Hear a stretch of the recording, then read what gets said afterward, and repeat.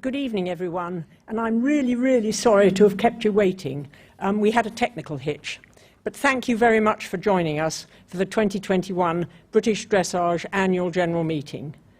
After another year of uncertainty and disruption, we decided to run our AGM as a hybrid event this year, with the meeting also broadcast live on our website, so members have had the option to watch online from the comfort of their home or attend in person here with us in Meriden.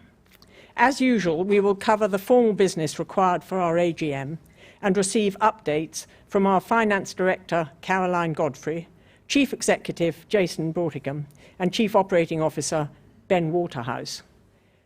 We will also have individual presentations from each of the BD board members, so they can provide you with an update on the work being undertaken in each of their technical areas. Importantly, there is then the chance for us to answer the questions that you have already sent in for us. If I could start by introducing your directors here this evening. We have we've got Jason Bortigham, who I'm sure you all know, Caroline Godfrey, Finance Director, Ben, not in the order on my list, sorry about that, Ben Waterhouse, Chief Executive, COO, then we've got Simon Bates, Sports Operations Director, Judy Harvey, International Director, Julie Frizzell, Para Director, Suzanne Homewood, Business Development Director, and that is, everyone's trying to, we've got Paul Haler, only he isn't here, and Charlotte Osborne, our training officer, who will be speaking instead of him. And then we've got Claire Moir, BD Youth Director, and Peter Storr, Judges Director. So after a rather rocky start, I hope we'll continue more smoothly. While it's been another challenging year for everyone, I am really proud of the way we have collectively managed to bounce back from the COVID crisis, with the whole of the British dressage community showing just such great resilience. As a result, the last 6 months have been the busiest in BD's history, with riders, owners, trainers, officials, organisers and venues all wholeheartedly embracing the full calendar of fixtures and championships that were rescheduled. It's just been a huge job. We're immensely grateful to everyone involved for all of their support, and very much at the front of those are the British Dressage staff, who have been working tirelessly recently in order to run everything that we'd hoped to run in the year. And we are going to hear more about all of this in a moment, but before hearing more about this, I will hand over to our Chief Executive, Jason Bortigham, for the formal business of our annual general meeting. Over to you, Jason. Well, good evening, ladies and gentlemen. If I could just start by welcoming you to our annual general meeting, and I would like to now formally open the formal part of our AGM. Hopefully you will have already seen the notice of AGM, including our ordinary special business, as well as the 2020 accounts for British Dressage on the BD website.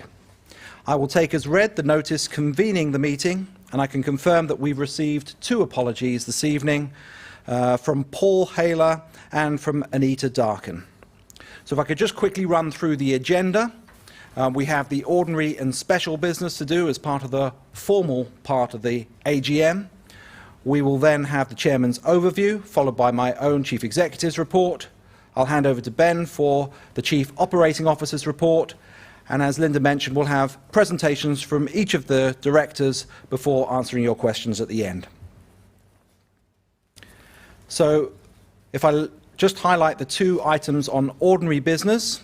We have to receive the financial statements of British Dressage for the year ended 31st of December 2020 and the Director and Auditor's reports thereon, as well as to reappoint the auditors of British Dressage and to authorise the board to fix their remuneration.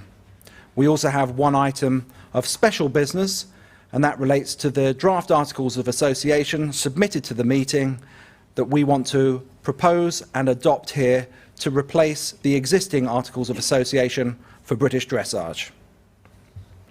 So we will move straight on to our first ordinary resolution to receive the financial statements of British Dressage for the year ended 31st of December 2020 and the Directors' and Auditors' report thereon. For this section of the AGM, I would like to hand over to our Finance Director, Caroline Godfrey, to present the 2020 accounts.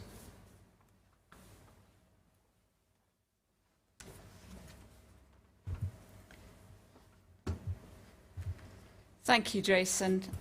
Good evening, everyone. As we move on to the first ordinary resolution, I'm pleased to present the audited financial statements, consolidated audited financial statements for the year ended 31st December 2020. Needless to say, as Linda's already alluded to, 2020 was a very difficult year for all of us, and particularly in trying to forecast what would happen financially. But as always, the BD team across the whole charity worked extremely hard in difficult circumstances to ensure that all of our resources were used for the benefit of BD members. So the headlines. In 2020, we made a surplus of 85,000, which is much better than we expected when the crisis hit. But all of that surplus was created through the trading company, £88,000, as when activities got going again quickly, obviously we then sold more test sheets, score sheets and all those things which create the surplus in trading. But that was down from 142,000 in 2019. But it's important to note that the full financial impact of COVID will be seen in over a 2-year period at least, with a loss forecast in 2021. It's not going to be easy in 2021, as I'm sure you all know as well. Oh, wrong way, sorry. So the key numbers in 2020, our total income fell from 4.8 million to 3.4 million. And as you can see there, our membership was down, our horse registrations understandably were down, and obviously our activities were down because we had long periods of lockdown when we weren't able to be active.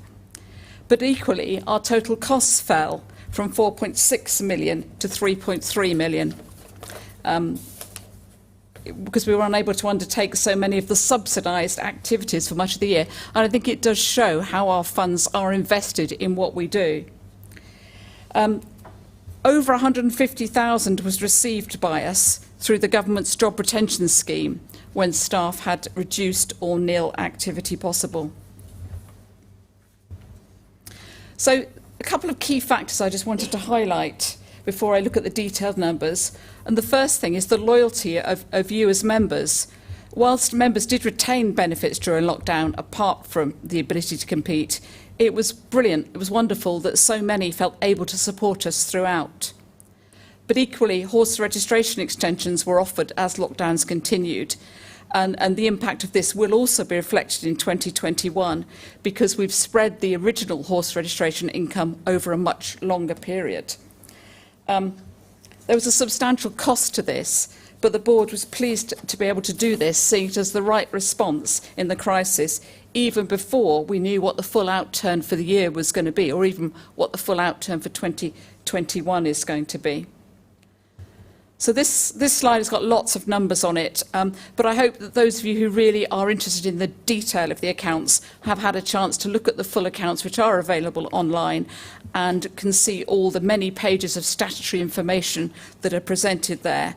But the summary is that this shows the surplus on the net movement in funds, the surplus there of 85,000 compared to 210 in the previous year. The full statutory accounts, as I said, are available online and have now been filed at Companies House and with the Charity Commission. But if there are any post-AGM questions on the detail of the accounts, then please do contact me via the office and I'll be pleased to help. So the balance sheet, again, showing our total funds of 2.3 million, which are basically nearly all unrestricted. At the balance sheet date, we also held £2.8 million in cash and deposits, but obviously we had liabilities which amounted to just over £1 million at the time.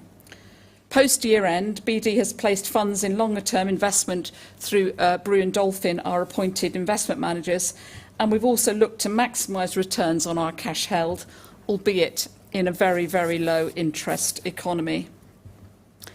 And this pie chart simply shows the breakdown of our income in the year. You see 54% coming from subscriptions and horse registrations. That was 44% in 2019. 20% from training and education activities, and that was 25%. Sorry, it was 20% in 2019 and 25% in 2020. Championship and competition income fell from 21% in 2019 to 10.5% in 2020.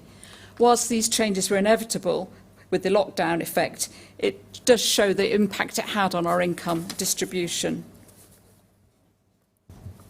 So it's already mid-October, so what about 2021? As I said, it's again been a difficult year with a number of factors impacting. Even though the recovery has been amazing with very, very strong membership numbers. But we have the full impact of the horse registration concessions hitting, extra operational activity costs because of the packed schedule we've had with lots of rescheduled events. We've made a substantial investment in the new initiatives for the Somerford National Championships. And our IT investment, which is ongoing, the amortisation costs this year are at their highest level, with lots of different phases of investment being written off this year. And subscription fees haven't been increased since January 2019. So those are all going to impact on our 2021 numbers. And one question that's raised regularly is that of the level of BD's reserves. And a subgroup of the Finance and Business Development Committee looked in detail at what our policy should be, including reviewing and benchmarking against what other charities should do. So our reserves policy reflects our strategic planning, budgeting and risk management processes. We're very lucky that BD has strong reserves supported by cash, and so it's right that we should review what level we need to support the business and to fund the 2021 to 2024 strategic plan. So how much do we need to support the business if there was a significant loss of income for a short to medium term period and to enable recovery afterwards?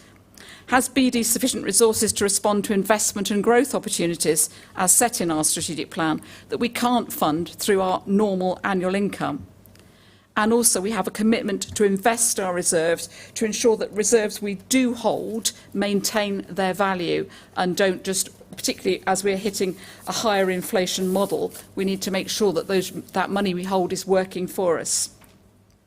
So the draft reserve policy was discussed and approved by the board earlier today, and we will add it to the website in due course.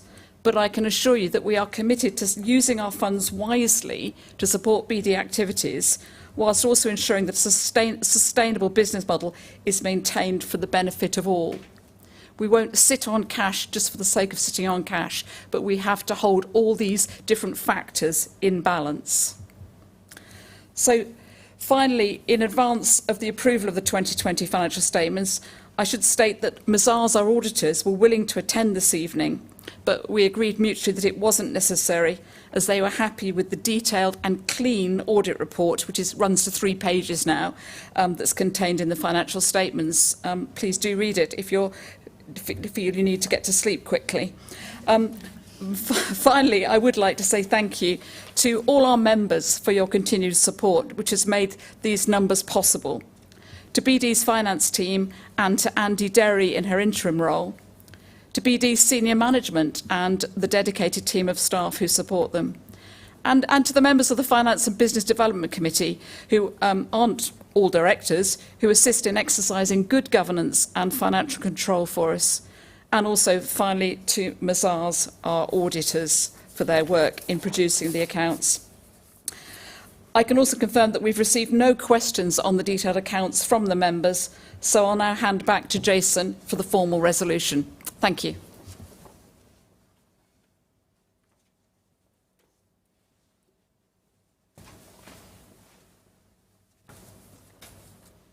Thank you, Caroline.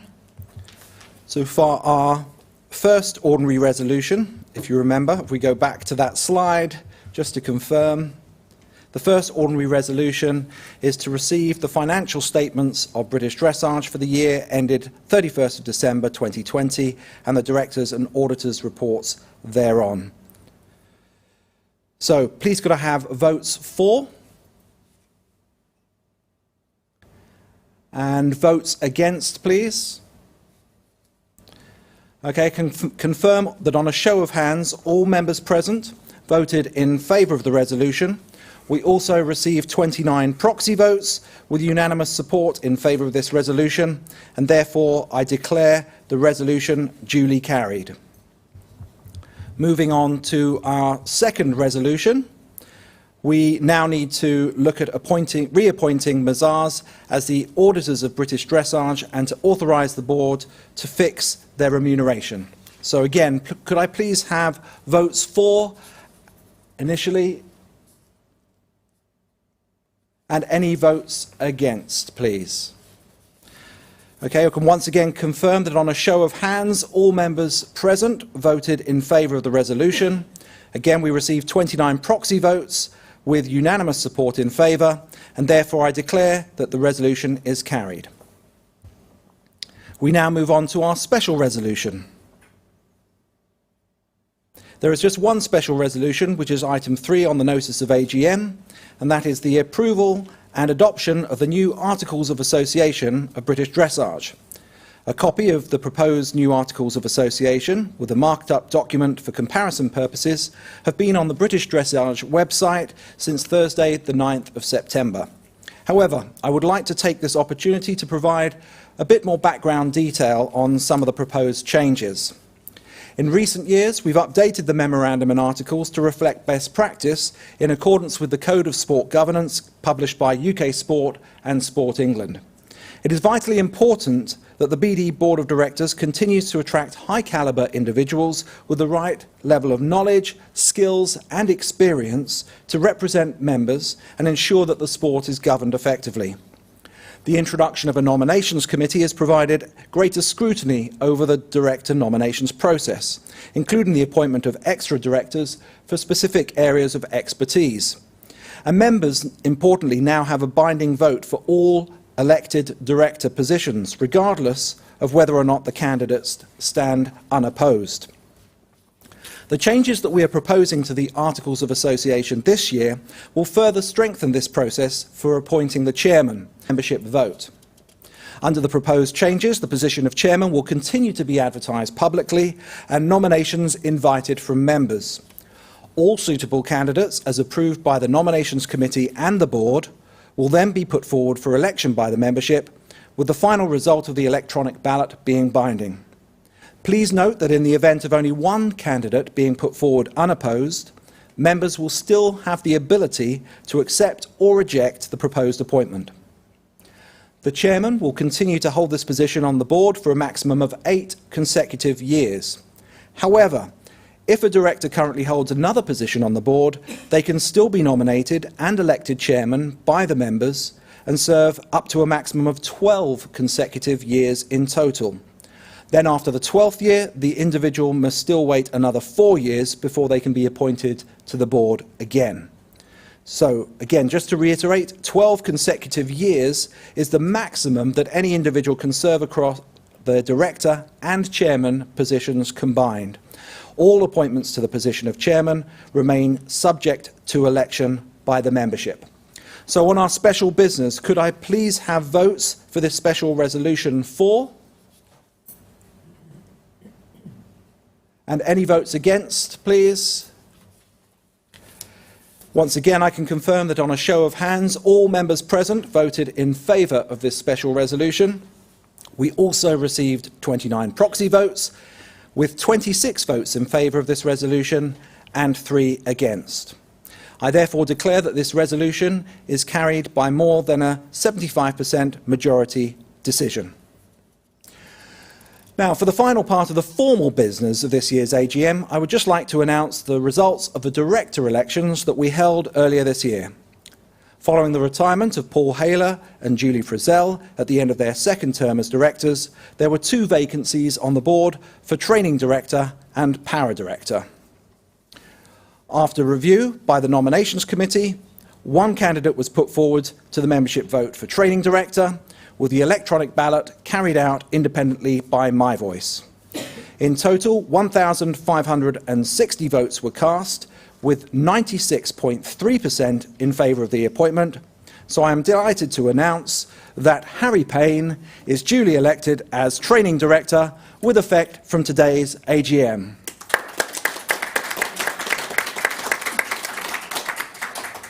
So a warm welcome to Harry. The Nominations Committee also interviewed all applicants for the Para Director role, with 2 candidates put forward for election by the membership.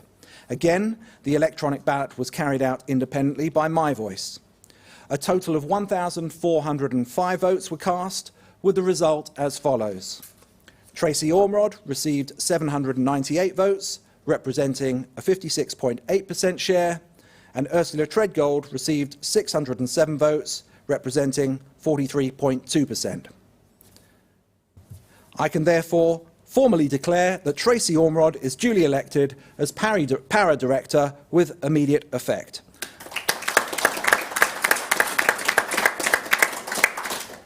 And congratulations to both Harry and Tracy, who join us this evening. We are really looking forward to working with you. May I also take this opportunity to express our sincere thanks and gratitude to both Paul and Judy for their immense contribution to British dressage over the last 8 years. So this ends, thank you.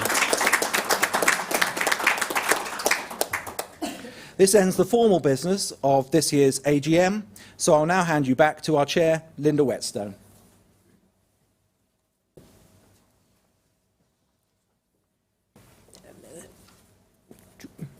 Thank you, Jason. And you can now see from the slides that it's been a year to celebrate, with so much to be proud about. The majority of the fixture calendar was salvaged despite the first 3 months of lockdown.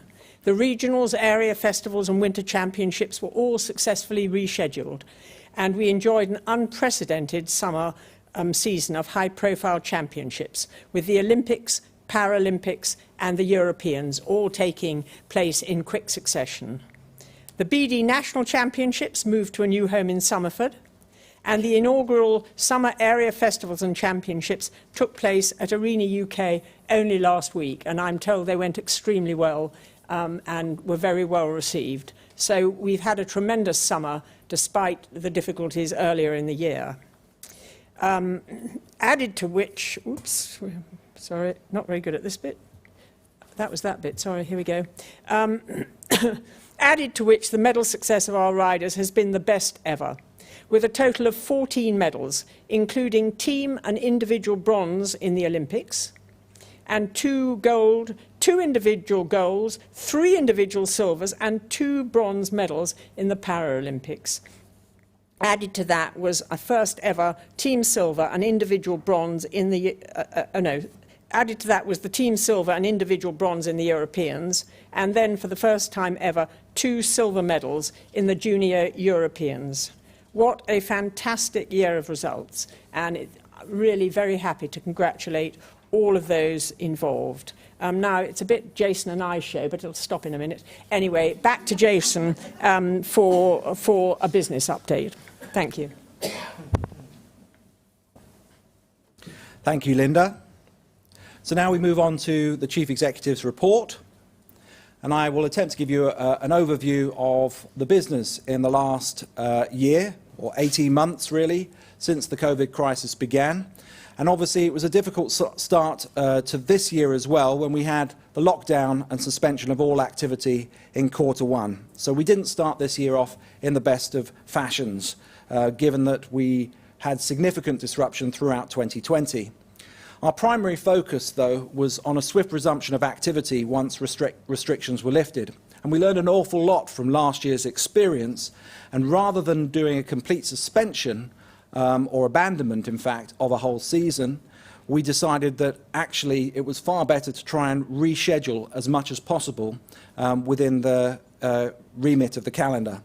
Now, our operational plan was published in mid-February, which included a very ambitious calendar of events. The winter season and summer qualification were all running in parallel within a restricted 10-week period during Q2, which allowed members to use their qualifications and fulfil their championship ambitions.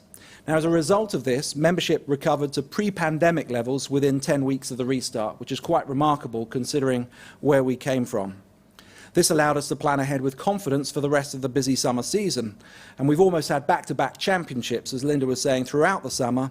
But at national level too, this has included our national championships, area festival summer championships, Associated and Quest. The resumption of activity on the 29th of March provided us with a perfect platform in a way for a fresh start and new beginnings. We therefore decided to finally launch the new BD brand identity, launched to coincide with the competitions restarting. All of the work and the expenditure for that was undertaken prior to the pandemic. So that was already sunk. We were ready to launch that in April 2020. So 1 year late, we finally managed to launch the new brand identity and also launch our new 4-year strategic plan as well at the end of June. The new education system for judges continues to be rolled out, with technical modules available from August this year onwards, and you'll hear more about that later. And other exciting commercial initiatives include our new clothing range, which again we launched at the Winter Championships, which took place in the middle of summer, confusingly, and our media partnership with Horse and Country to live stream BD shows, including several of the shows taking place this month. And of course, as Caroline mentioned, there's also major investment into the new format and timetable for our national championships at Somerford, and hopefully many of you will have been able to join us there last month for what was a very successful 4-day show. Now, as mentioned, we launched our strategic plan at the end of June. So for those of you who joined us at our Winter Championships, you probably saw this at first hand, but I wanted to just again highlight that we have mapped out what the next 3 years will look like for British Dressage to take us on the journey from Tokyo through to Paris. Now, we've got 5 strategic objectives, and underneath each of these headings fits more detail. So I would encourage you to go and check out the BD website where we have our strategic plan online, and you'll be able to find out more detail.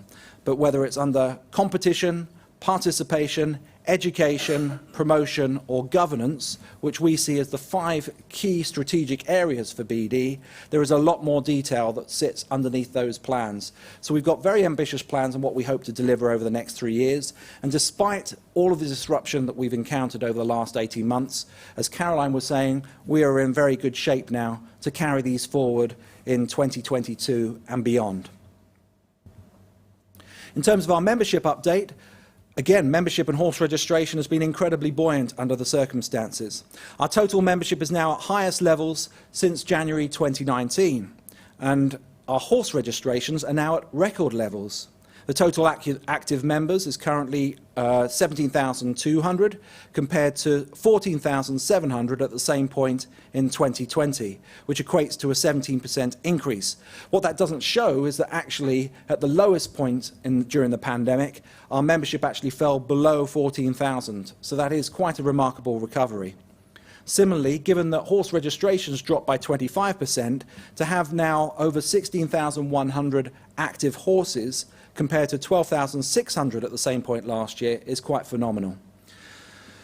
We have reviewed our membership packages and the benefits to ensure that we continue to add value to members and encourage new members to try affiliated dressage, and we'll be announcing some of those changes shortly.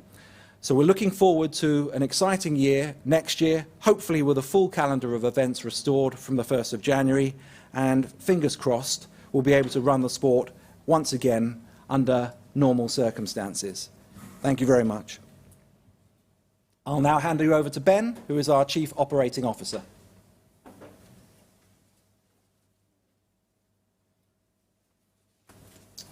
Thanks, Jason. Good evening, everyone.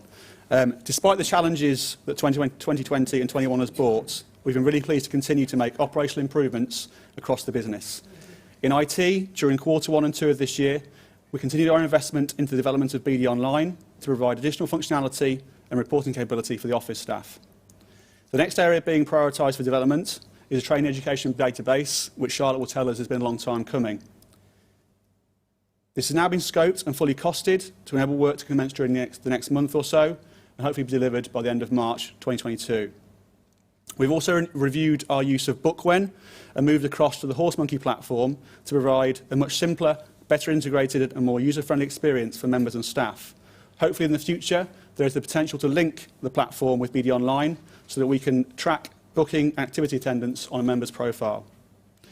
More recently, we've completed an insurance tender with our business and member insurance provision being looked at in the round, and as a result, KBIS were appointed as our new insurance provider and BD partner with effect from July of this year. The next stage of this process will be to complete a full assessment of our insurance needs for now and into the future to ensure our policies remain fit for purpose and provide good value for money. At the start of the year, we went through a restructure of our regions. The process led to a reduction from 8 regions down to 6 and involved a change in focus for our development officer team. Although this was a very big shift for the staff in particular and also our volunteers, I'm pleased to say that we have retained the vast majority of our regional reps within the new structure, and all have been working really hard to make sure the new structure is a success. In terms of participation, we've included a total of 7,156 attendees in our regional training activity, and that's despite Q1 being in lockdown. As expected, Zoom and online delivery continue to remain very popular across our activities, particularly for our judge training activity, where we recorded 258 sessions with over 1,800 attendees. Despite lockdown leading to the cancellation of our interregional events, we managed to successfully deliver the Youth Home Internationals and the Senior Home Internationals at Valeview and Mount Ballon, and we're now conducting a review of our team competitions, which is due to take place before the end of this year. In terms of our staff and Team BD, during the course of the year, we've welcomed some new appointments. So we have Mimi in the Training Education Department, Nikki in Sport Operations, Alice in our marketing team, Shelby in Membership, Felicity, who's joined us as a maternity cover in Para, and Kerry, who has just completed her maternity cover in Scotland as our DO for the region. In terms of our business operations, we've managed to keep business as usual during the lockdown and the ongoing restrictions, and staff have carried on with home working throughout this period. As a business, we're about to formally introduce a hybrid working model, and our IT investment has allowed us to continue to work seamlessly from home and provide a good level of customer service to all of our members. But of course, we couldn't develop as a sport or a business without the vital input of our volunteers and committees. So I wanted to place on record our sincere thanks to all our volunteers at whatever level and whatever part of the world they help us out in, but particularly those who are finishing their terms with us during this year. From our technical committees, this includes Sophie, Becky, Clive, Jane, Nikki and Joe. And from our regional committees, Tim, Sue, Joe, Joyce, Yvonne, Amelia, Kelly, Megan, Tracy, Jen and Laurie. I want to say a huge thank you to all of those people I've just listed and all of our volunteers that continue to help us run our sport and move things forwards. Thank you very much.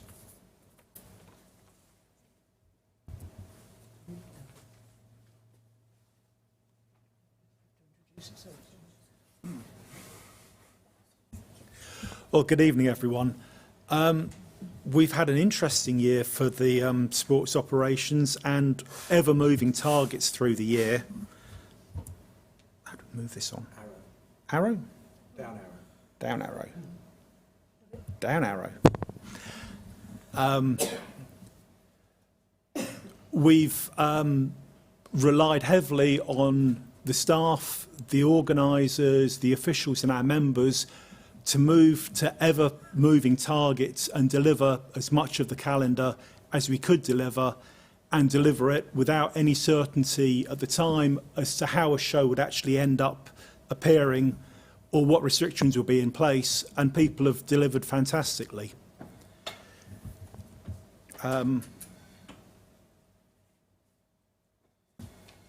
We've had a really good increase. The number of show days and the number of starters has really come back in a very good fashion, and we've had an exceptional return to the sport.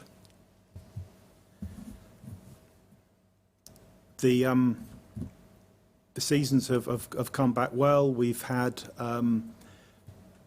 2 seasons brought together into one, which has been exceptionally hard for the staff in the office to deliver, as normally it fits over a much longer period, and huge success in the way these championships have come back. The new area festival championships at Arena UK has been a particular new success, and starting a new show off at this time has been a real achievement.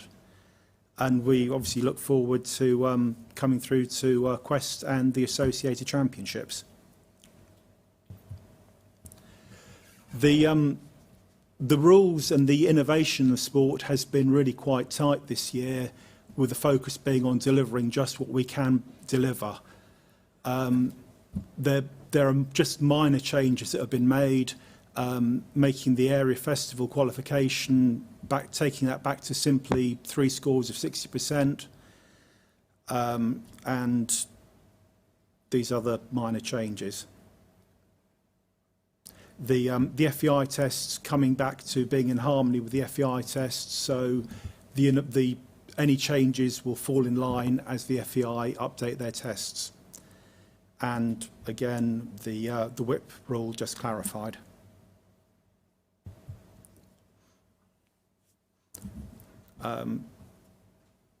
We have the clarification of rules of what to do in weather conditions, of how we restart a test, and clarifying just how payment is made for prize money, so that we keep to a prompt response. Obviously, this requires details for the riders to be available to organisers. And we've removed the mandatory spurs and aligned ourselves on the sensory hairs with the FEI rules. And then we're going to be clarifying the surgical procedures. And I'll hand over to Judy, who's had rather a good international year.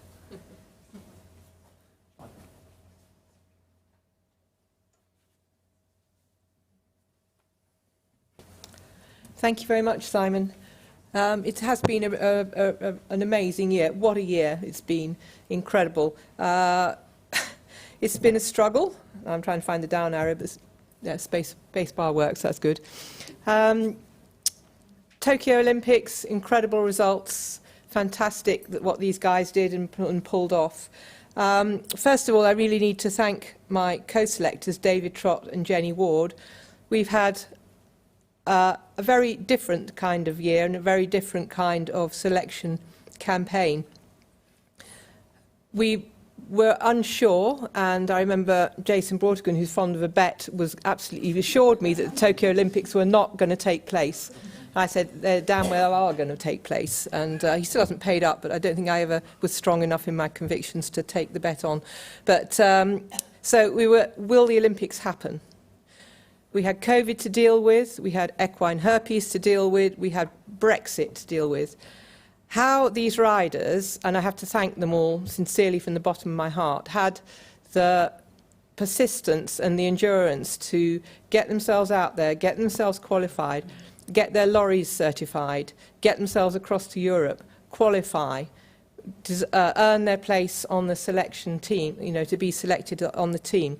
It was a phenomenal effort for them all, and obviously only 4 of them could go to Tokyo and only 3 of them could compete in Tokyo. But what a trio, what fantastic results they brought home.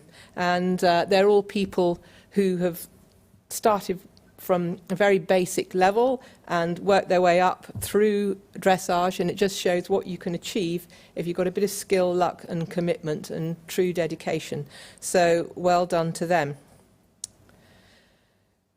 All credit too to Lou and Leanne and Sharon in the office, because the juggling and the jumbling and the changes of minds and the changes of where we're going and what we're doing and who can go where and how, and shows being cancelled, it has been a real nightmare of a year, and that we've just been juggling and juggling and juggling continuously to get these riders out there able to perform and able to get the experience they need for those results. And you know, we not only had the Olympics, we then had the Europeans as well for the seniors, followed up very quickly, which was great in a way because it gave our riders a chance our reserve rider, Gareth Hughes with Cintano, the chance to actually compete, having been out to Tokyo with his horse and sacrificed a bit of time and effort on that part. And we were so close to beating the Germans, and we are going to do that. And fantastic results from all of them, and a terrific team atmosphere. They really did us proud. So, and then running alongside the senior Europeans in Hagen, we had the under-25s. We had a full team there, and that was great to see. And again, they got themselves in very close to a bronze medal position, but unfortunately, horses being horses, that didn't quite materialise. But they all had a lot of experience, learnt a lot, especially from running alongside the seniors and seeing the way the seniors manage their horses, and they learnt a lot. And Lewis Carrier was actually 12th in the freestyle, which is really creditable to him too. So that was really good. And really the next thing the seniors did was the Arkans Nations Cup, and again we got team bronze, and that's the first time we've ever medalled, well, not the first time we've ever medalled in Aachen, but the first time for a long time that we've medalled in Aachen. We had the World Breeding Championships as well. This is always a difficult selection task because the horses have to be British bred or within the British selection to compete there. And I think we can claim a little bit of credit for Charlotte Fry and Kiento, although she was actually representing the Netherlands, because the flag goes up, the podium flag goes up for the horse and not for the rider. But she produced a fantastic result to win the 6-year-old title. And to Greg Sims with a homebred British horse, Waverley Fellini, managed to finish 16th, which again was of great credit to him. And Sarah Millis and Luke Barber-Davis also took part, and will have gained a lot of experience with their horses for that. So, the pressing the wrong buttons again. Juniors and Europeans, again, they had very little chance to qualify and expose themselves to proper international competitions, so they did really well. And Annabella Pidgley gaining 2 silver medals, and they all performed very creditably. And although we didn't send a team to the Pony Europeans, we sent Ruby Hughes and Gracie Morgan, who learnt a lot about competing internationally, and delighted to see that Gracie Morgan capitalised on that experience and won just about everything at Kiso for the ponies. So that was a good job for her in her final year. So, all in all, fantastic year, really, with a lot condensed into it and a lot of hard work. But now it's onwards to the World Championships in Herning in Denmark next year, where we have to start the whole thing again, the whole cycle again, and get ourselves in the top 6 and qualify for the Olympic Games in Paris. So we're looking forward to that. Thank you.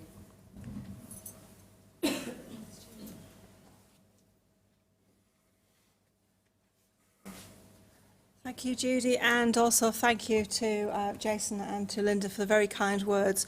I think in good old military terms, I'm DMOB happy. I am no longer the para-director. I'm very happily the retiring para-director, and welcome to Tracy.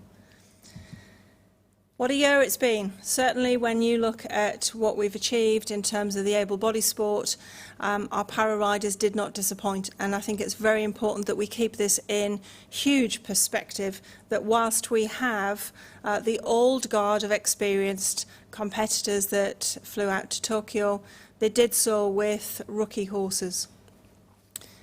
To go into such a championship and to see the enjoyment on their faces as the work that they'd put in and the support team behind them to produce the exceptional results that we saw was not just inspiring to the sport, but I think certainly these 3 role models were inspiring to the nation too. I'd like to also say that I think it touched a wonderful new sphere for parasport, but that we shall leave to the Channel 4 archives. But nevertheless, I was still incredibly proud at that moment to be para-director.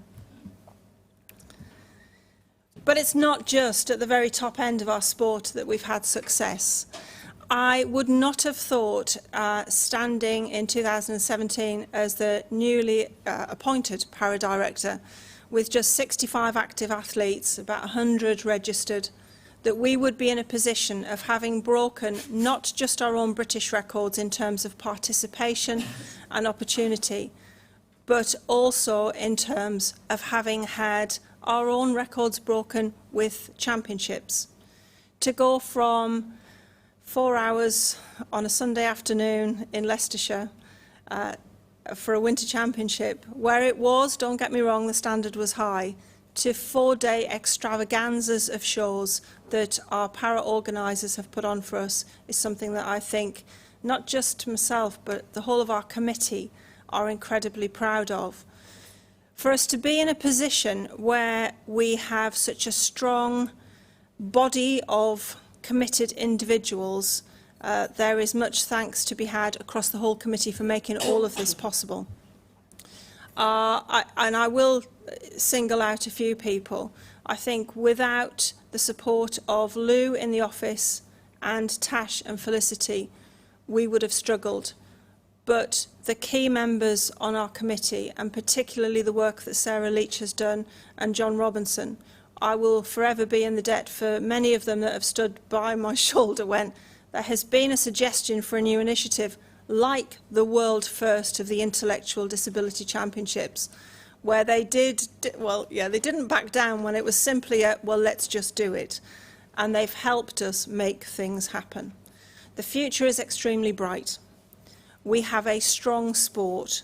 It has been an absolute honour to terrify my fellow colleagues on the board with where we might take para next. But this is just one chapter. We are in an extremely strong position to be able to move forward and strengthen what we already have. Thank you. Hang on a mo, hang on a mo. I think we've both got to get in here together. Oh, have Julie, it's my pleasure. Well, I shouldn't say it's my pleasure to give you a presentation because you're leaving. It's my pleasure to give you to make a presentation to you. Julie's been the marketing director since 2003 and then becoming para director after 4 years. Yes, 2017 took over as para. And since then, she has really put her heart and soul into doing everything she can to further provision for the paras. Thank you. So it's my pleasure to make this presentation to you, or rather Lou, who you've just mentioned as making your life possible, has got the presentation, and maybe Lou, you'll tell us. Can you come in here and tell us what you've got? Because it's... No, I'm not going anywhere. No, don't go anywhere. I'm not allowed to go anywhere yet. Yes. In a minute. So there's some flowers. Some flowers. Just let you struggle with them. Beautiful Flowers. There is a bottle of bubbly over there. The bottle of bubbly is for later. I wondered what she was doing in the curtains. Yeah. We know how precious your pony is. So we had a portrait done of him. With your help of George, by the way, I was scheming with him for a while. So just, I don't know whether they'll see that. A portrait of Julie's favourite horse, which has been organised by Lou here, to thank Julie for all she's done and hope it reminds her of happy days with us.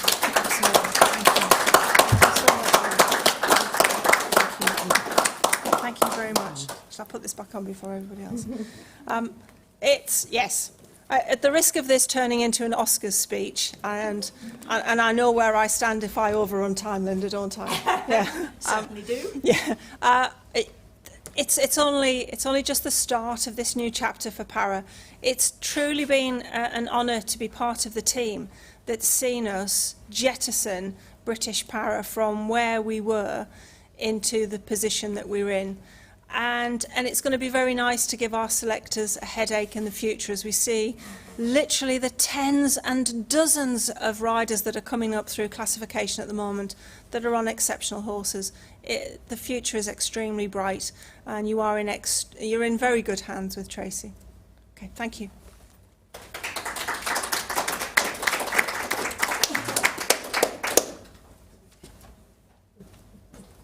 Hi, good evening, everybody.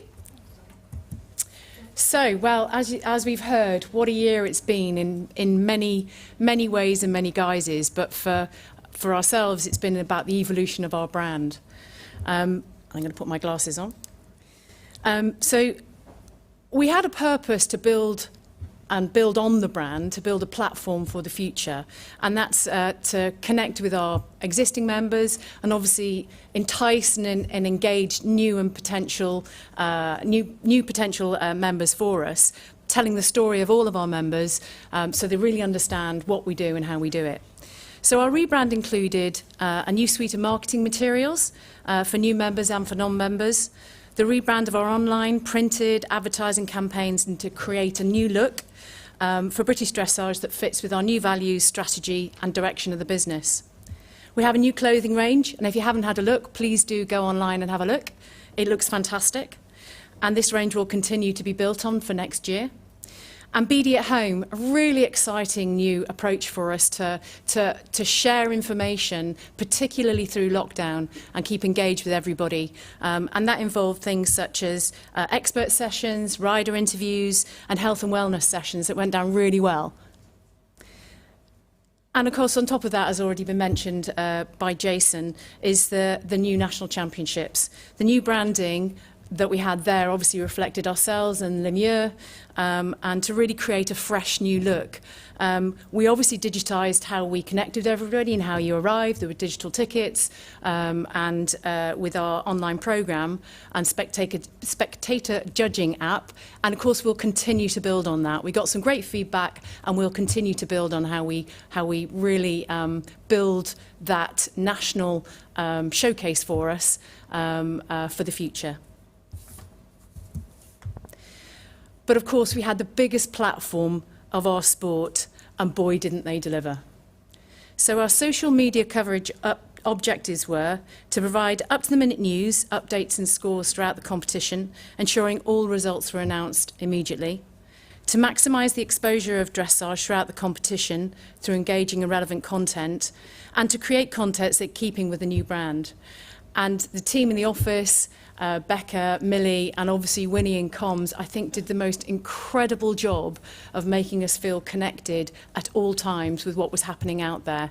And the images and the pictures that we had from behind the scenes were really fantastic. So the comms hub really formed an important part to keeping connected with that and all that relevant information. And really, I think the stats speak for themselves. With over 1 million people reached on Facebook, absolutely incredible. 622,000 impressions on Twitter, and the content and interactions on Instagram really growing. And of course, Charlotte becoming the most decorated British female Olympian in all time resulted in dressage trending on Twitter, and a mention on the Duke and Duchess of Cambridge's official social media account, and being mentioned by Rory McIlroy in an interview as a fan of dressage. Hopefully we are reaching new audiences, royal ones at that. And of course the paras. What an incredible job that Lee, Sophie, Natasha and Georgia did. And obviously we followed the same approach as the Olympics, including combination of graphics and photo-led content to provide immediate scores and news stories and behind-the-scenes photos. And Facebook reach, again, 337,000 people, 57,000 engagements on the content that we publish. So really appealing to a new market who maybe haven't understood what dressage is, and particularly obviously understanding the incredible athletes that we have in our para community. And Lee Pearson on the last leg, well, incredible. And we love the fact that it was Claire Balding's highlight. So certainly something to be proud of. So what's next?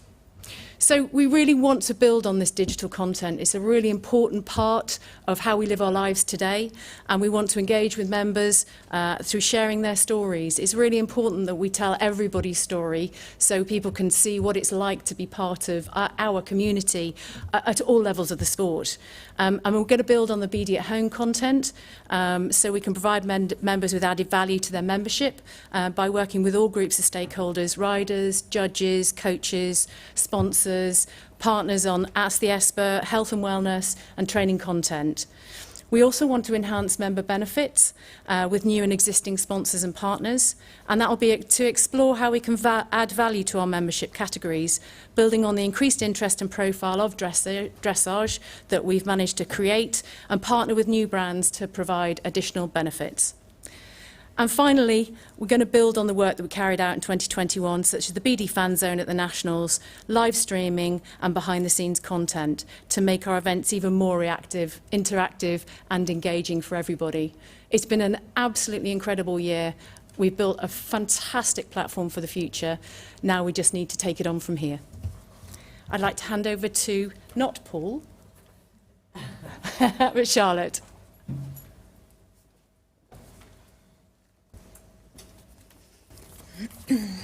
Good evening, and as Suzanne said, I'm not Paul Haler. I am Charlotte Osborne, the Training Education Manager at BD, and I would first like to just start by saying a massive thank you to Paul Haler for all of his time and contribution during his 8 years as Training Director. I would also like to say that we're really looking forward to working with Harry in his new role. And we, over the last particularly 18 months with COVID, have massively appreciated all the contributions of the committee and the coach education team who have helped us to keep the wheels on the bus, really. So I'd just first like to start by doing an update on the coach development activity that we have undertaken over the last 12 months. We have level 2 and level 3 courses ongoing. Again, during COVID, this potentially could have been a massive issue if it wasn't for the work of Harry and the coach education team. We have shifted to a hybrid delivery model, which has been hugely successful and also made the courses far more accessible to more people. In addition to this, really, the work that we have been doing in the background, while the qualifications are massively critical for what we do at BD, the ongoing development of the coaches is equally as important. So, to support this work, BD has taken the lead on the National Development Programme for Coaching Excellence, previously delivered by British Show Jumping, which is a cross-federation initiative with coaches from all disciplines. So we will be taking that programme to deliver some of the coach education activity going forward. And in addition to that, we have also been, over the last 12 months, developing a coach accreditation CPD model. And what that's enabled us to do is to actually approve some really high quality training that's provided by third-party deliverers. So some examples being Central Biomechanics, and that's enabled us to offer a real diverse range of training activities to our coaches to encourage their further development. In addition to that, we have also put in place a standardised system to ensure that all of the regional training that is offered is consistent across the whole country, so meaning our coaches have access to really high quality CPD wherever they are in the country. In addition to this, we have also, to date, engaged 45 high-profile trainers who have been invited to come onto a technical trainers list, which is a new initiative, and this is also to support the judge education system. So we recognise that it's not just about holistic coaching skills, but it is also about that continued development of the technical skills and knowledge. Looking forward, having recently done a consultation with our coaches on the accreditation list, we have identified some areas that the coaches feel that they would need further support and that they would like to see as part of a coach development and support package, which I think is particularly essential going forward to help our coaches get up to speed after COVID.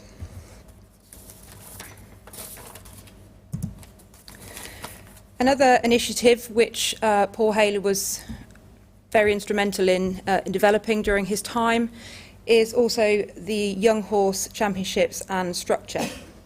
So inclusive of young ponies, almost 600 combinations have competed through the 2021 series. 75 combinations have taken place in the 7-year-old qualifiers, which saw for the first time ever a championships taking place at the National Championships, with Becky Moody and Jägerbom taking the first 7-year-old final. The series continues to prove an excellent showcase for up-and-coming young horse talent, but also is a really great platform for British breeding. And we hope that next year we see further increases on that 7-year-old number. And looking forward to the remainder of the year, we have the National Convention, which is currently available online and also in person.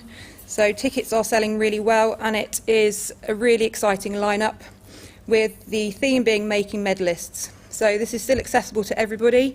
There will be tips and takeaway hints for people to take home and implement into their own training. And we are joined by Katrina Verst, Philip and Christoph Hess, with also appearances from Ferdy Alberg and Tom Hunt. Will be doing some freestyle sections. And there is also some panel discussions from the world-class programme support staff who will provide some really interesting insights into the behind-the-scenes activity at Tokyo. So tickets are available online currently for you to purchase for in-person tickets, and then the live stream will be launched very soon. Thank you, and I'm going to hand it over to Peter Storr.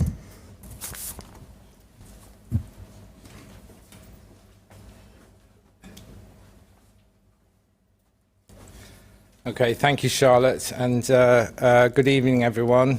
Charlotte, are you sure you wouldn't like to do this for me? This is not my forte, but anyway, I'm going to do my best, and actually, Charlotte wrote these, so if I don't follow them, you'll know, you'll know very well. So I'm going to start. I'm not very technical either, so we'll start off with the Judges Education Project, the previous old system. Sadly, due to COVID, we couldn't do any testing in 2020 or 2021, which is a shame. But we have been able to accommodate some of the FEI levels at high-profile shows, so they have been able to take their exams at Berry Farm and Kiso. All these candidates were also provided an opportunity to refresh their training before the assessment. The non-FEI levels, the lower listed judges, will be provided with the opportunity to book an assessment before the end of 2021. Okay, the new system. Firstly, I'd like to say a big thank you to the Working Party that helped put this system together. Special thanks must go to Jill Day, who really put together the non-technical module, and she's done a fantastic job. Linda Whetstone, thank you very much. She's put so much into this as well.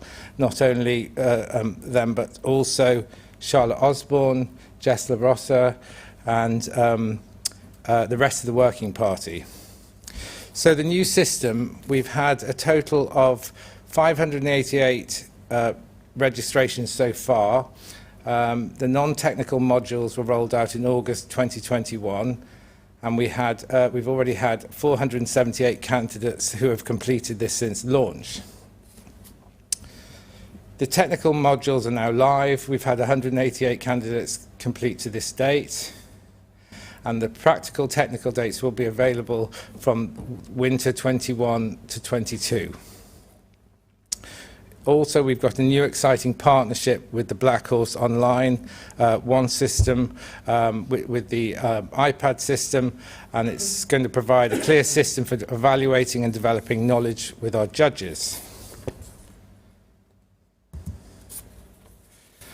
Okay, so moving on to 2022 initiatives. The launch of the online Black Horse One seminars are going to replace our regional seminars, providing valuable insight into performance and learning for our judges. The Principles of Judging seminar, which has been highly popular for the last few years, will move to a new spring slot to be arranged. We think it's going to be in March. The FEI seminar that was normally held at Olympia is now going to be at Hartbury CDI in July, and that will be for List 1, List 2A and 2s. And we're also going to continue the very successful online Zoom training sessions which were developed in the lockdown of 2020, and they've been so popular we're going to continue those. There's also going to be a delivery of a standardised regional face-to-face training developed next year also. And finally, which I think is quite important, we're going to have more ongoing development for our tutor judges, so we keep all the training the same. Thank you very much.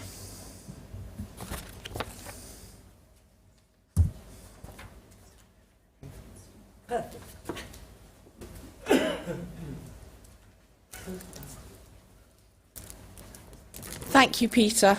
I'm sorry if I sound a bit thick in the clear. I've got a stinking cold, which I do hope I haven't managed to spread amongst my colleagues. I won't be too popular if I have. But anyway, good evening, everybody. As with everything else, our youth activities were affected by lockdowns. But I have to say a massive thank you to Hannah James, our Youth Development Officer, who managed to navigate the rules and regulations so successfully. Goodness knows how she managed it.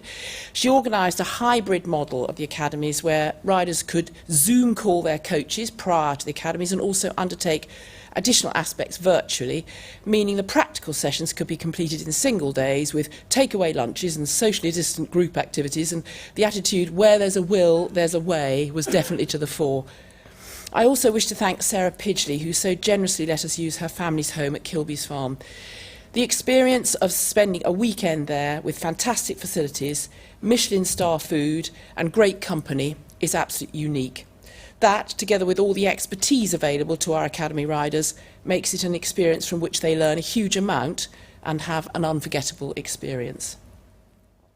In the summer, National Academy athletes take a trip to Talland, where the great schoolmaster horses educate them in flying changes, piaffe, passage, canter pirouettes, or whatever they want to experience to give them a better grasp of how to train their own horses.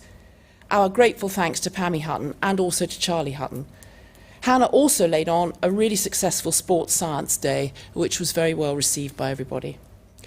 As you can see, we have now selected 51 riders for our 4th year of Foundation Academies, and the first at New Bolverden was last weekend. Our horse care certificates have been rather delayed by COVID, but tiers 1 to 3, that's the introductory, preliminary and novice, of the online assessments are now complete, and we're planning to roll out the practical bits next year. Tiers 4 and 5, the intermediate and advanced, which are much more detailed, should be ready by the end of 2022. And we will run these practical assessments nationally, as there'll be more detailed demands but fewer candidates.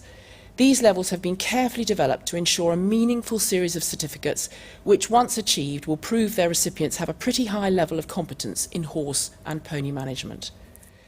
We're currently conducting a complete review of the surprisingly large amount of educational programmes we currently offer to BD Youth.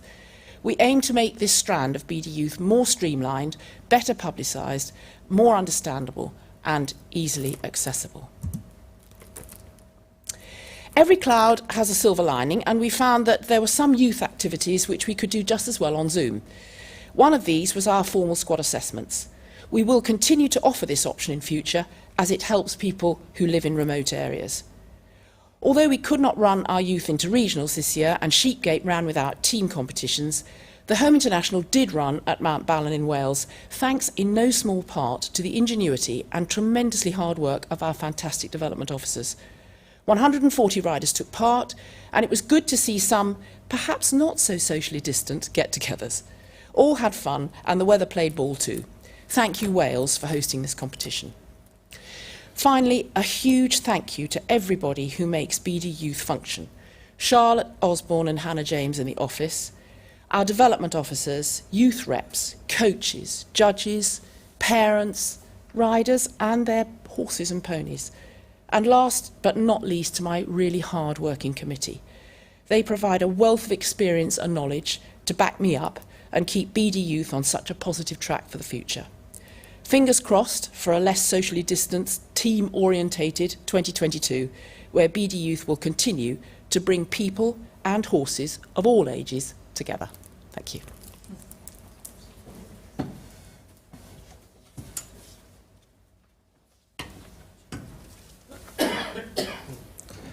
Well, thank you very much to all of our directors for their presentations.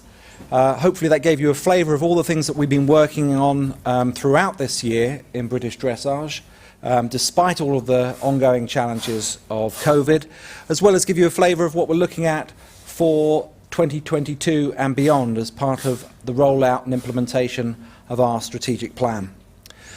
So we now move on to the final part of today's meeting, which is the opportunity to answer member questions. And obviously, because we are here in the Windmill Hotel in Meriden, we gave you the opportunity to submit your questions in advance. So thank you very much for those of you who sent those in, and I will endeavour to answer now as many as I can. So we'll start off with 3 governance questions that were sent in. First of all, Joanna Fielder asked, with over 17,000 BD members, of which only around 230 are registered para riders, do you think it's fair that all members are allowed to vote on para-related matters when the outcome is of little or no consequence to the majority of the membership? Would it not be fairer to let the voices of the para community carry a greater weighting, voting for matters that directly concern them, rather than potentially being drowned out and effectively silenced by the able-bodied majority?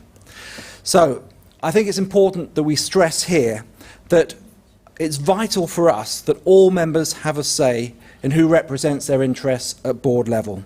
Board directors are responsible for the strategic oversight and good governance for the whole of British dressage, not just their technical area of expertise. While we do need to ensure that directors have the technical knowledge, the skills and the capability for their specific role, as trustees for the charity, all board directors have a much broader set of responsibilities that extend across the whole sport. So it's the function of the nominations committee that we put in place to scrutinise all of the applications and ensure that only suitable candidates are put forward for election by the membership. However, it would be no more appropriate for para riders only to vote for the para director than it would be for only judges to vote for the judges director, or for only coaches to vote for the training director. It is vitally important, as I say, that the board is able to represent the interests of all of our riders at all levels. For our next question, Derek Pullum asked, COVID-19 has made it difficult to hold in-person AGMs for all companies, but can the CEO confirm the approximate number of votes received in person and by proxy today? Given that the membership of BD is around 17,000, what efforts are being made to expand attendance at next year's AGM? My Voice, who provide a board election process, also provide in-person and virtual AGM platforms. Will BD consider this for 2022? Well, the uncertainty related to COVID was certainly the major influencing factor in determining the date and location of this AGM. We totally agree that it has been far from ideal that we've had to host this in a hotel for the last 2 years, and prior to the pandemic, the intention was actually to hold our AGM at Arena UK to coincide with the Summer Area Festival Championships. We did in fact have a members meeting there last week where we had 25 in attendance to meet with the senior management team face to face, which made a really nice change. But of course, we would ideally like to have greater levels of engagement as we return to some semblance of normality next year. It's important to note, though, that at Stoneleigh, where we held the AGM on the first day of our national championships, there would typically be only around 80 to 90 people in attendance. Even last year, when the AGM was held online for the first time, we had a peak viewing audience of around 120 people. So while we're definitely open to exploring ways in which we can get more members involved, it's important that members recognise that the AGM is their opportunity to provide their feedback and ensure that their views are adequately represented. So we would encourage as many of you to get involved as possible. Now, due to the lead-in times and question marks over what restrictions might be in place in October this year, we felt it was prudent to plan for a hybrid AGM so that we could allow people to attend in person, which they have done, as well as offering the live streaming option, and hopefully many of you are following this online. We had to make a decision on this back in mid-June when there was still a great deal of uncertainty around running public events, especially indoors. However, hopefully we can return to a more normal operation for our AGM next year, and Arena UK would probably be our first preference rather than the Nationals at Somerford, as we have suitable facilities available there, and it's right bang in the middle of the country. Today we have 24 people in attendance here in Meriden for the AGM, so thank you very much for attending. Plus we had 29 proxy votes submitted in advance. But obviously we do recognise this is a relatively small number, and so we'll be certainly looking at ways in which we can make the AGM more interactive online, whether that's using My Voice or another technology platform. Derek Pullum also asked, the Finance Committee minutes of the 3rd of August noted that there would be a subcommittee review of the charity's reserve policies. Who was on that committee? What were its terms of reference? And has any decision been reached from their meeting in September? Well, it's correct that a working group was formed to consider and formulate a reserves policy in August. This included the Finance Director as chair, as well as the Chief Executive and 3 other members of the Finance and Business Development Committee. A draft reserves policy was produced and presented to the Finance and Business Development Committee at the end of last month, and then the final version was discussed and ratified at today's board meeting, as you heard earlier from Caroline. So that will be published on the BD website in due course, and it's important that that reserves policy reflects our strategic planning, our budgeting, and our risk management processes. Now, we have to have sufficient resources in place to protect the organisation and sport in the event of a force majeure situation, as we've experienced in the last 18 months.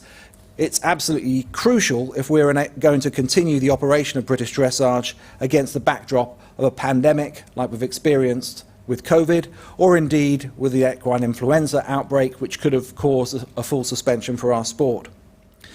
We also need to have money available for specific projects, such as our judge education system or our youth professional development strategy, where it might require some additional funding up front.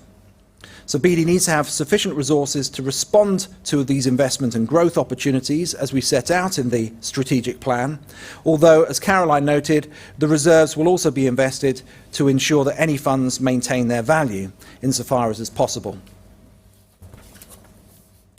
Moving on to some questions around our rules. Julie Smith asked, given that outbreaks of equine influenza returned to normal levels in August 2019 and have remained very low ever since, will BD be returning to an annual vaccination policy? If not, please provide the scientific evidence and justification for not doing so. The vast majority of members are unlikely to ever compete at an international event or need to comply with FEI rules, and other organisations such as the British Riding Clubs have already reverted back to the annual programme. Well, this issue was a topic for discussion at a recent British Equestrian Federation Council meeting, where there was a presentation on behalf of the Equine Infectious Diseases Advisory Group. It was also on the agenda today and discussed at length at the board meeting we held earlier. Now, while we're aware that the BRC have reverted back to an annual programme for EI vaccinations, subsequent to that, the British Horse Racing Authority have moved to a 6-monthly booster requirement from their previous 9-month regime. The EIDAG continues to strongly endorse and recommend a 6-monthly booster protocol and encourage the Olympic disciplines to maintain a gold standard wherever possible, in line with FEI regulations. The scientific evidence supports maintaining the current rules. EI vaccines include measurable antibodies that produce protection against infection and disease. These decline with time after vaccination, and some horses are proven to be less well protected at 12 months versus 6 months after their booster. Studies by the Animal Health Trust indicate that the vaccine strains become outdated over time, and based on their mathematical models, as well as field data gained in the last few years, there are smaller outbreaks with horses that have received these 6-monthly boosters. While the reduction in the movement of horses over the last 18 months due to COVID has resulted in a lower prevalence of equine influenza in the community, there is no room for complacency, and the best protection that we can give to our horses is to maintain the current minimum requirement of mandatory annual vaccinations with a booster within 6 months plus 21 days prior to the horse competing. This remains in line with the FEI, British eventing and higher level pony club competition. We also had a couple of organiser questions submitted from Duncan Whitney Groom, who asked, can you advise why we have to set competition dates and levels so many months in advance? If we only had to set classes 6 weeks prior to the competition, there would be a better opportunity to secure judges in that timescale, as understandably, many don't want to commit so far in advance. It would help us to avoid clashes and issues in gaining judges, stewards and competitors if we did not have to set schedules so far in advance, especially as they do not currently appear in the magazine. The current opening date is 6 weeks prior to competition, so riders cannot enter prior to that date in any case. Now, the competition schedules were initially removed from the BD magazine as a short-term measure during COVID, as we were not in a position to plan ahead with any certainty, with fixtures and competition dates likely to change and require further updates or amends. Now, one of the drawbacks of having the competition schedules in the magazine rather than online is that they're out of date from the moment that they're published. From an operational perspective, therefore, it would be our preference to maintain these in electronic form on the BDE website so that we can ensure that the information provided to our members is current and correct. However, many members have requested that the competition schedules are restored in the magazine from 2022 onwards. There are some who have expressed a strong preference for having these in printed form well in advance in order to aid with their competition planning. Now, the discussions on this remain ongoing as there may well be a compromise solution that allows an abridged version for competition listings to be included in the magazine, with the full schedule including details on specific classes and levels available online only. So that's what we'll be exploring over coming weeks. Now, once a normal calendars are restored from the 1st of January onwards, our intention is to return to publishing all major dates in advance of fixture meetings, as we did prior to the pandemic. So all our organisers will be informed of these when planning the allocation of their competition dates, and we can avoid clashes wherever possible. But may I take this opportunity to thank you for all of your understanding during the COVID crisis and your flexibility that you've shown in helping us get the show back on the road. It is very much appreciated. And we do understand it has been a difficult and challenging time for all of our stakeholders, but particularly organisers and venues, and we thank you for your support. Duncan Whitley-Groom also asked, why do BT continue to charge venues fixed starter levies for novice and elementary qualifiers, regardless of the numbers entered in those classes? So I think it's important to look back and recognise that these were originally introduced to discourage venues from running unaffiliated competition at those levels on the same day as qualifiers for affiliated dressage, which resulted in dilution and smaller class sizes. Now, that's obviously not desirable for anyone, but particularly our competitors and officials. There are some exemptions in place for those venues in remote areas that do not have sufficient numbers of competitors to meet these minimum starter number requirements, and we did waive these fees post-COVID to help assist venues during the recovery period. It is, as all these things are, a balance that needs to be achieved, because obviously we want to make sure that we have competitive class sizes and the balance between member demand and the number of competitions that are available for them to compete in. So it is something that we will carry on and continue to review. More sport operations questions. We had another one submitted from Derek Pullum. The Sport Operations Committee minutes of the 5th of May stated that a working group had been established to review the silver structure and pathways for our regionals and area festivals. Who is on that working group? What are the terms of reference? And when are they expected to report? Well, unfortunately, due to COVID, we have been unable to start work on this review just as yet, although it remains a priority for the Sports Operations Committee over coming months. Due to the running of the rescheduled winter fixtures and summer season qualification in parallel, all of our championships have been condensed this year into a 6-month time frame. With the qualification carryover and reduced points requirement, it would have been quite difficult to conduct any meaningful review this year due to these exceptional circumstances. However, now that we have got the first year of our summer area festivals under our belt, we'll have more data to work with. So this is on the agenda for further discussion at the next Sport Operations Committee meeting in November, when we aim to set out the terms of reference for this review and formally constitute the working group. And the intention would be for this group to produce their report by the spring of next year. Now, I'm conscious that I've talked for an awful lot and my mouth is getting dry, but I've got probably a dozen more questions that were submitted all around our national championships. So I thought rather than go into all of those in detail, it was better to take all of that on board in terms of your questions, your comments, your feedback about the Nationals at Summerford, including those raised at our members' meeting at Arena UK last week. And rather than address them individually, I'm going to give you a full overview and background to this year's championships. So we only had the green light to run the National Championships as a full-blown spectator show in mid-June. So we had just weeks rather than the usual 12 months to pull together such a large-scale event. And this was all on a new site with significant changes to the format, the timetable, and the showground layout. The move to a new location gave us a third arena, which meant that we could open up additional competition opportunities. New silver classes for the Prix Saint-Georges and Inter 1 were joined by PSG Gold Freestyle and Prelim Gold, as well as an inaugural Under-21 Championships and the 7-year-old Championship. A further 8 classes had their numbers increased by 112 places in total, providing an extra 250 competition spots over the 4 days. So from a competitor's perspective, I think the event worked really well, particularly in terms of the flow on the site, from the new barn-style stables to the individual warm-up areas for each arena. The main show arena had a real championship atmosphere, surrounded by spectators on all sides, with free seating offering space for up to 1,500 spectators, and the Nationals Pavilion providing a fantastic view over 2 arenas. Many said that it provided much more of a continental feel to the showground, much like an international CDI, which was great to hear. And actually the feedback that we've received from members has been overwhelmingly positive overall. So really, thank you again for coming along and supporting us. But it was particularly challenging running the National Championships this year at a brand new venue against the dual backdrop of both COVID and Brexit, which provided us with a number of obstacles that we had to overcome. Whereas we had access to permanent facilities and resources at Stoneleigh, including toilets, Wi-Fi, electricity and water, at Somerford, most of the infrastructure was temporary.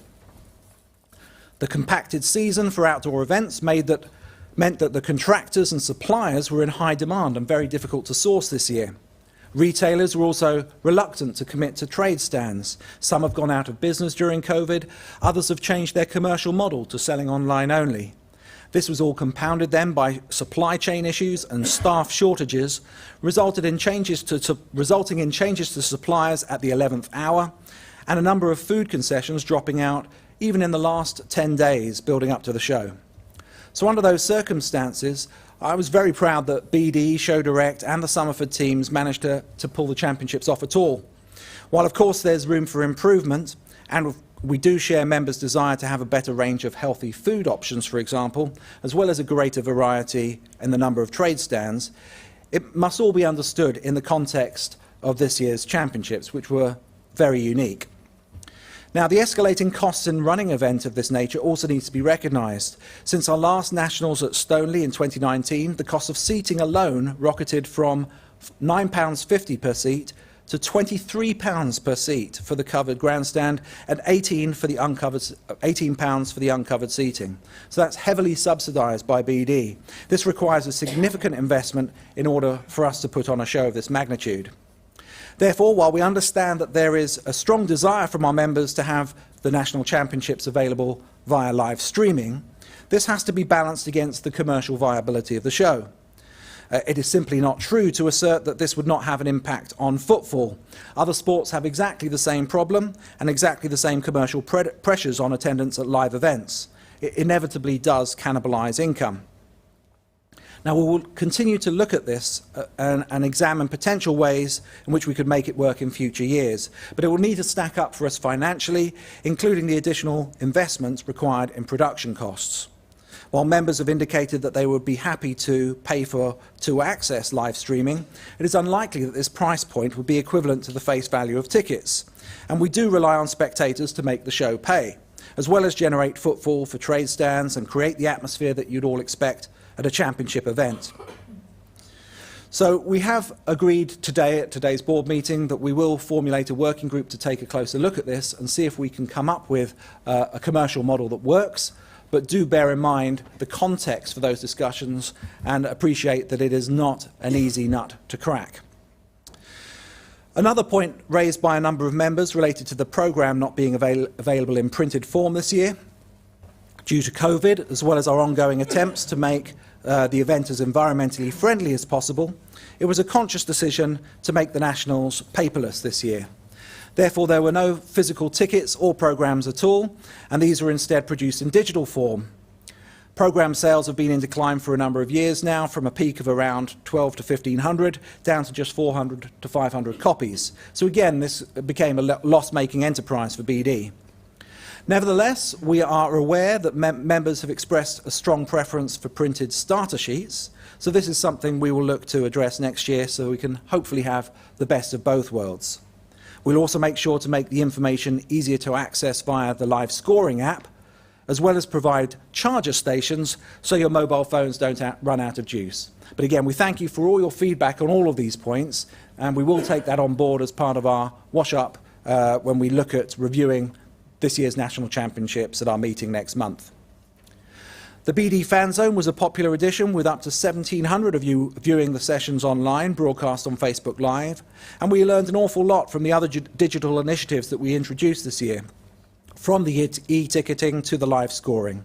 But this was just the start. It provides us with a good foundation on which to build and continue to evolve the show. As Suzanne said earlier, we want to make it as interactive, accessible and enjoyable as possible for spectators. We'll be sending out a feedback questionnaire to competitors and those who bought tickets very soon, so please do take time to complete it if you came to Summerford. We want to work with all of you and our other stakeholders to make the Nationals our flagship show, so your input is absolutely vital. Now, we did have a couple more sport-specific questions, but these relate to particular individual areas, so we will provide the answers to those online, if that's okay. All of the answers to all of these questions will be available as part of our minutes for today's AGM.